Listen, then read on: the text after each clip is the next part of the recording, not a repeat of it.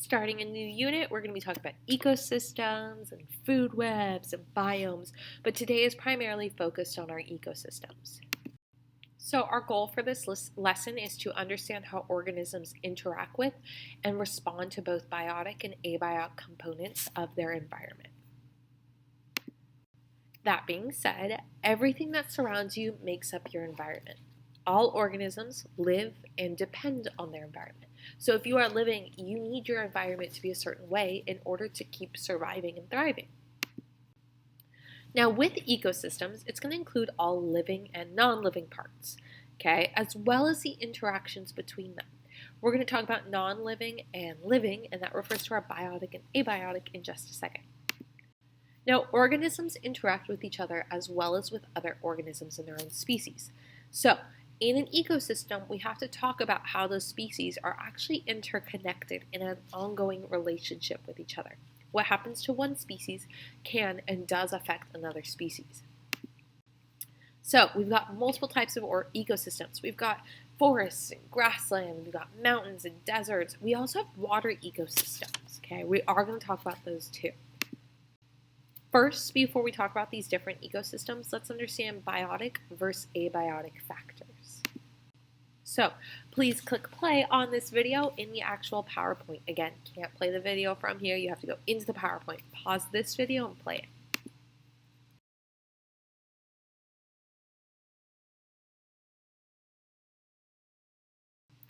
Abiotic factors refer to non-living parts in an ecosystem. In fact, that little A part in the word kind of means like against. So, biotic living, abiotic non-living.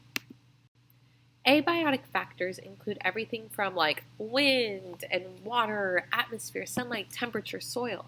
But if it's living, like plants and other animals, then it's going to be biotic.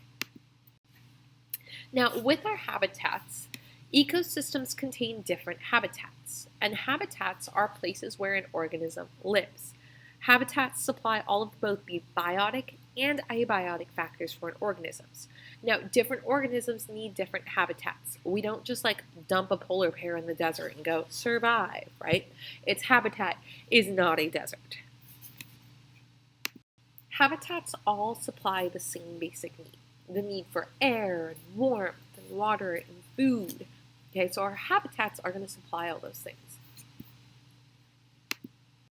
things. Now, our species, right, they're going to be different from each other. So how an organism acts within its ecosystem is known as its niche, okay? You can also kind of think of it as its role, right? Flamingos eat kind of from the bottom of water, and ducks kind of dive down and eat around the middle.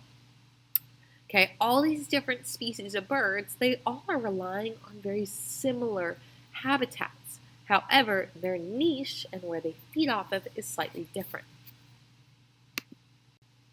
So, some animals eat other animals.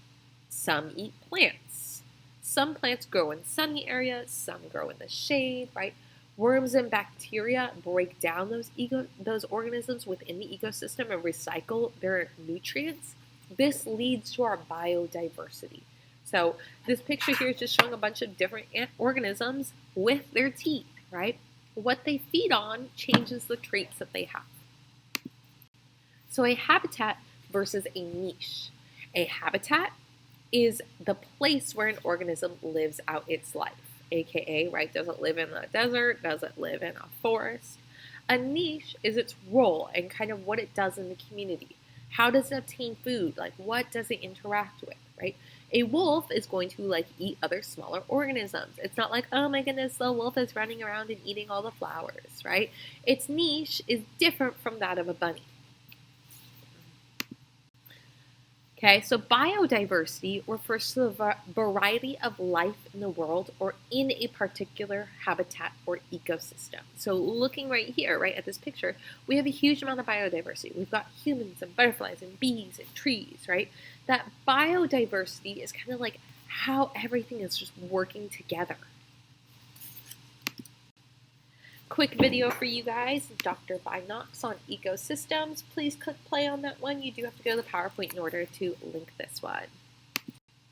So these are some key vocabulary words that also address the levels of organization. An organism is any living thing at the simplest level of organization. A species is a group of organisms that share most characteristics and can breed with one another. A population is all organisms of a species that live at the same time in the same place. Usually, they're going to be competing with each other for resources. Community is all the populations that live in an area at the same time. An ecosystem is one or more communities in their non-living environment. So that being said, let's just say we take Miss Hudson. Miss Hudson is a human. The population she is competing with are in the Bay Area. Okay, so that being said, the ones who she has to kind of like fight with, Miss Hudson lives in Dublin, so she has to fight at the store for all of her resources. The community, we kind of are like really saying more of that Bay Area, maybe we want to say California. The ecosystem Miss Hudson lives in is a grassland. Yay! However, that grassland actually includes things like, the soil and the other living things and the non-living, like the temperature. Okay, so that's that breakdown. Here's another little picture to help you understand this. So species, then we have our populations, the members of that species. The habitat is kind of where it's living. The community, right? The community refers to all the different other organisms, right? All the neighbors in the area. The ecosystem is that community and the environment. And the ecology is when we study this. If you guys have any questions, please let me know. That was a pretty short video for you guys. Take care.